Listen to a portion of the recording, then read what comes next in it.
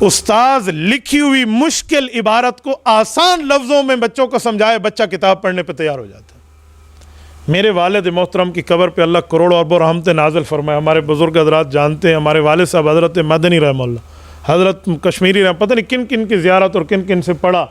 حضرت اللہ شاہ بخاری رحمہ اللہ کے ساتھ تو زندگی گزری ہمارے والد صاحب رحمہ اللہ کی، حضرت مولانا مفتی محمود، بڑے بڑے اکابر کے ساتھ۔ لیکن میں ان کا بیٹا وہ ہوں جو ابو چاہتے تھے کہ عالم بنے، میں نے طے کیا ہوتا مولوی نہیں بنوں گا۔ مشکل کتاب ہوتی ہے، مشکل کتاب ہے۔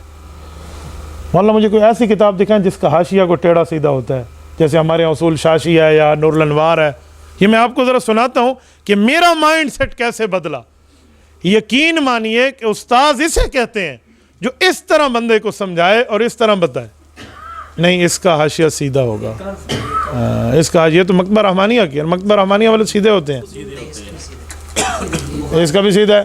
جس کا حاشیہ وہی پرانے زمانے والی کتاب دکھاؤ،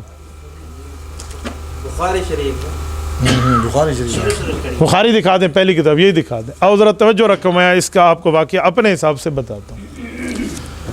میری خوش قسمتی کہ میری ملاقات حضرت مولانا عبداللہ نقشبند رحمۃ اللہ تعالی علیہ سے ہوئی۔ ہمارے والد صاحب کے شاگرد اور ایک جید عالم دین تھے۔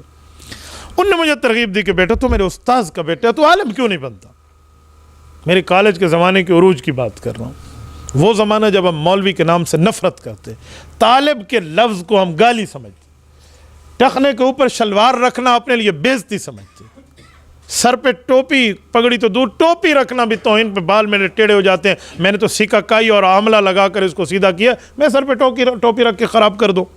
یعنی یہ زمانہ، اس شخص کا ایک جملہ، میں کہہ رہا ہوں کہ استاذ کو کیسے ہونا چاہیے۔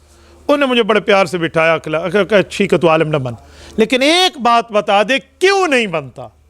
اگر اس کا جواب میں دیتا ہوں تمہیں پسند آ گیا تو ٹھیک ہے، نہ آیا تو ٹھیک ہے۔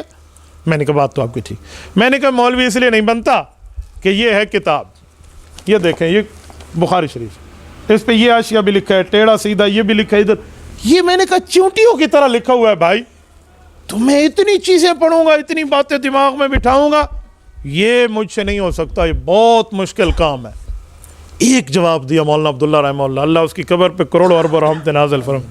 اس نے کہا بس یہی بات تھی؟ میں نے کہا جی ہاں۔ کہا بیٹا یہ سارے ادھر ادھر کی چیزیں استاذ پڑھتا ہے، یہ جو 10 لائنیں لکھی ہوئی ہیں نا، شاگرد صرف یہی پڑھتا ہے، باقی تو ہم پڑھیں گے، تو یہ درمیان والے 10-8 لائنیں لکھے گا، پورا صفحہ ختم۔ میں نے کہا اچھا یہ تو بہت آسان ہے۔ اس دن سے شروع کیا اور الحمدللہ جب میں نے پڑھا اور میں نے 2 تولے سونا انعام لے کر ٹاپ کیا تھا۔ مجھے بات میں سمجھ آیا کہ حاشیہ پڑھنا پڑتا ہے، حاشیہ سمجھنا پڑتا ہے، لیکن کس ترتیب پر انہوں نے مائنڈ سیٹ دیا ہے، یہ ہوتے ہیں استاذ۔ تبارك الذي نزل الفرقان على عبده ليكون للعالمين نذيرا